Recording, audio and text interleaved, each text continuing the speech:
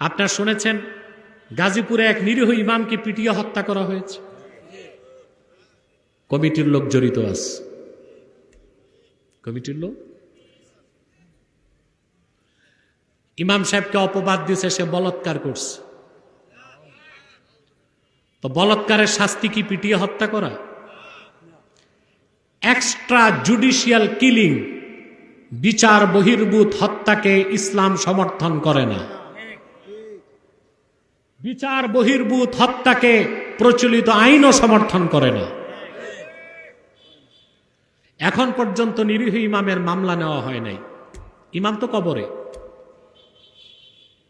কারা হত্যা করলো রইসুদ্দিনকে? কেন তাদের গ্রেফতার করা হচ্ছে না? কেন মামলা নেওয়া হচ্ছে না?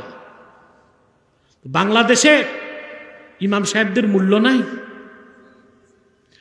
আমি এই ময়দান থেকে সরকারকে বলছি, ইমামকে যারা পিটিয়ে হত্যা করেছে জড়িত প্রত্যেককে গ্রেফতার করে আইনের আওতায় আনতে হবে,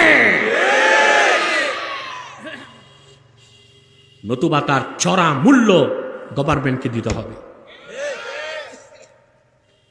ইমামের দোষ দিলেই হলো বলাৎকার করছে, সাক্ষী লাগবে না? কথা বলেন, লাগবে না সাক্ষী? জনগণ আইন হাতে তুললো কেমন করে? মেনে নিলাম বলাৎকার করছে। ইমাম আজম আবু হানিফার মতে ফাইল মাফউল লাতি, সমকামীকে ইমাম আজমের মতে হত্যা করা যাবে না, তাজির করতে হবে। বিচারক শাস্তি নির্ধারণ করবে, সেই শাস্তি তাকে পেতে হবে। মৃত্যুদণ্ড দিতে হলো কি মানুষ দিবে না রাষ্ট্র দিবে? এই যে এক্সট্রা জুডিশিয়াল কিলিং, বিচার বহির্ভূত হত্যাকাণ্ড, এটাকে সমর্থন করার সুযোগ না।